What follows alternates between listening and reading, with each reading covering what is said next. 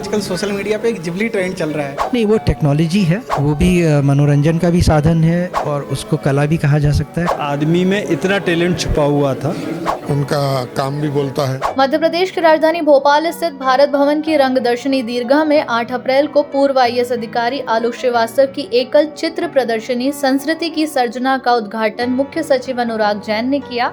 इसमें उनकी 32 water colour paintings प्रदर्शित की गई हैं, जिनमें देश विदेश की खूबसूरत लोकेशंस जैसे मांडू, ओरछा, ग्वालियर और अमेरिका की पतझड़ ऋतु को चित्रित किया गया है।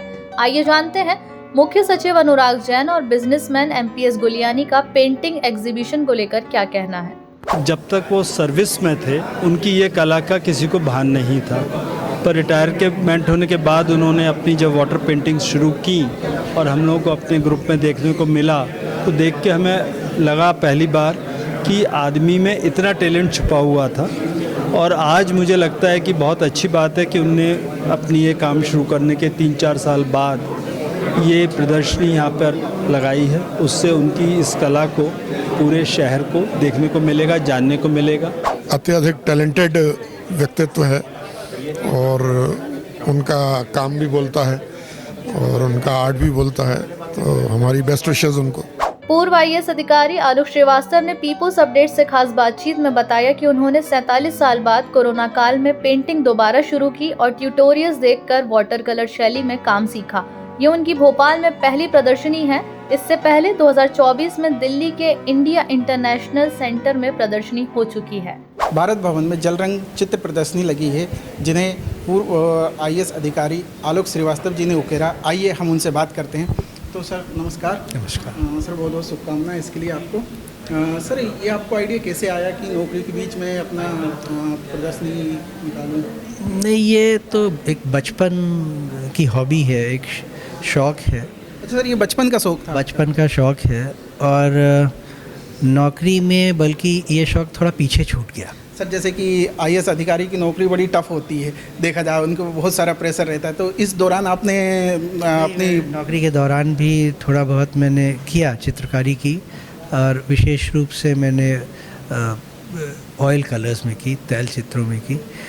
और इधर पिछले 4-5 सालों में मैंने वाटर कलर्स में पेंटिंग किया है। दोनों अलग अलग मीडियम हैं और दोनों की टेक्निक्स अलग हैं। मुझे ये थोड़ा चुनौतीपूर्ण लगा और मैंने सीखा काफ़ी खुद, जिसको सेल्फ टॉट कहते हैं। मैंने खुद कोशिश की, YouTube पे जाके और इंटरनेट पे काफ़ी सामग्री है, तो मैंने सीखा और फिर मैंने कोशिश की कि जो मैंने सीखा है उसको मैं कागज़ पे उतारूं रंगों के माध्यम से। तो सर YouTube में तो बहुत सारी चीज़ें रहती है, लेकिन देखने और उकेरने में बहुत फ़र्क आता है, तो इसमें आपको क्या कठिनाई आई है?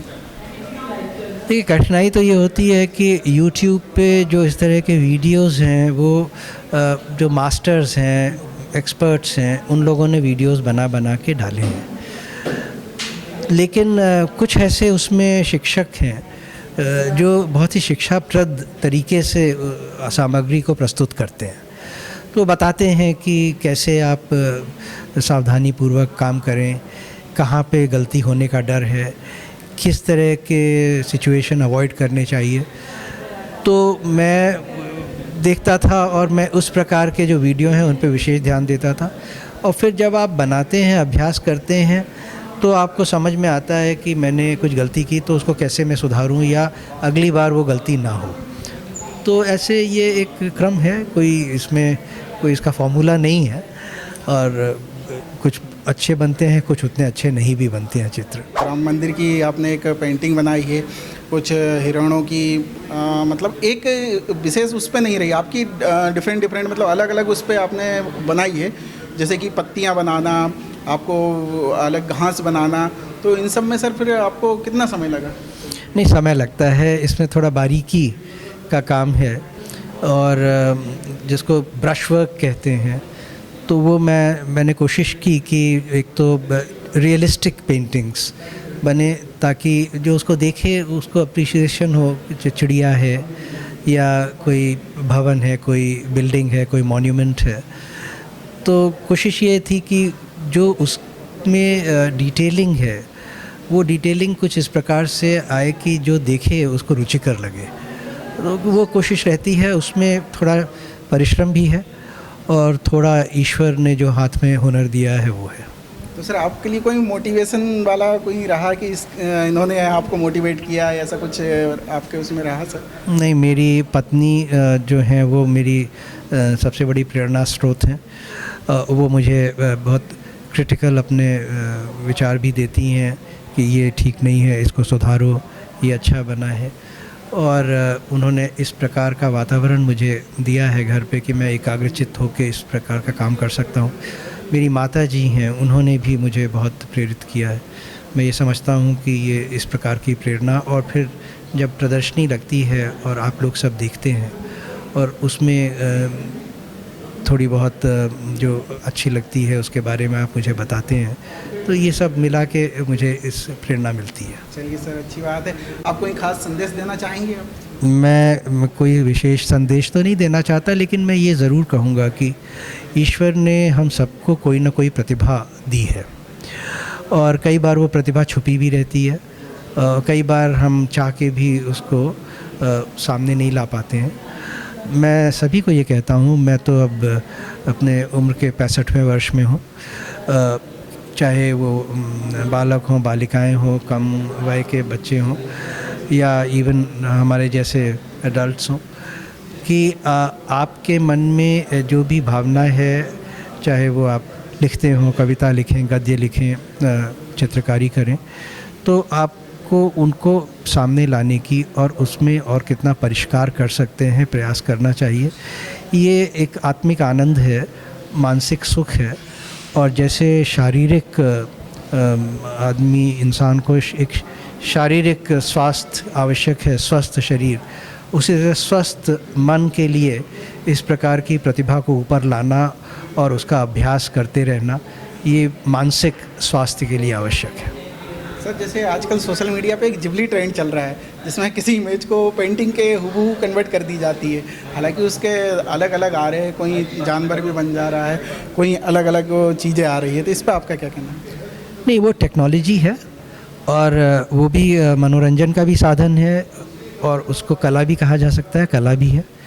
और ये एक अलग तरह की कला है, ये तो मनुष्य अपने हाथ से बना रहा है, या कोई संगीत है, कोई गीत गाता है, तो ये तो वो खुद गा रहा है। तो इस कला को उस कला के साथ नहीं उसका वो करना चाहिए, तुलना नहीं करनी चाहिए। ये जो कला है, कोई गीत गाता है, कोई शास्त्रीय संगीत में पारंगत है, कोई कलाकार है, और कोई टेक्नोलॉजी के माध्यम से बना रहा है, दोनों में एक अलग अलग विधाएं हैं, और दोनों में ही आप अपनी कला दिखा सकते हैं। ऐसी कोई बात नहीं है कि ये अच्छी है वो बुरी है, लेकिन जो आपके अंदर से जो कला निकल रही है वो उसका एक अलग, उसका आयाम ही अलग है। सर जैसे आप दो तरह की पेंटिंग बनाते हैं, एक वाटर पेंटिंग और एक शायद ऑयल पेंटिंग, तो सर इनमें डिफ़िकल्ट कौन सी रहती है पेंटिंग? देखिए, वो दोनों अलग अलग विधाएं हैं। वाटर कलर थोड़ा ज़्यादा, हाँ, उसमें कुछ चुनौतियाँ ज़्यादा हैं, चूँकि आप एक बार जो बना देते हैं, जो पेंट कर देते हैं, उसमें बहुत ज़्यादा संशोधन संभव नहीं है। तो आपको, जिसको कहते हैं you have to paint as you think, और ऑयल में ऐसा होता है कि कुछ गलत भी है या आपको पसंद नहीं आया, ठीक नहीं आया, तो उसको हटाया जा सकता है और उसको संशोधित किया जा सकता है। और वाटर कलर की टेक्निक्स हैं, एक अलग, इसका भी एक अलग आकर्षण है वाटर कलर का, और मेरे मन में वो आकर्षण था, तो इसलिए मैंने ये प्रयास किया, और यही इस प्रदर्शनी में आज, और ये 20 तारीख तक, 20 अप्रैल तक चलेगी। इस प्रदर्शनी में यही कोशिश है कि जो मैंने वाटर कलर्स के माध्यम से प्रकृति और पर्यावरण और जो मॉन्यूमेंट्स हैं हमारे पुरातत्व के, उनका जो प्रदर्शन किया है, ये लोगों का मन मोहे। ये थे आलोक श्रीवास्तव जी, जिन्होंने बचपन की अपनी हॉबी को साकार किया है। हालांकि इनको प्रेरणा इनकी पत्नी और माता जी से मिली है, जिसके माध्यम से इन्होंने अपने सपने, जो बचपन की हॉबी है, इसको साकार किया है। वीडियो जर्नलिस्ट तरुण यादव के साथ मिथिलेश यादव, पीपल्स अपडेट, भोपाल।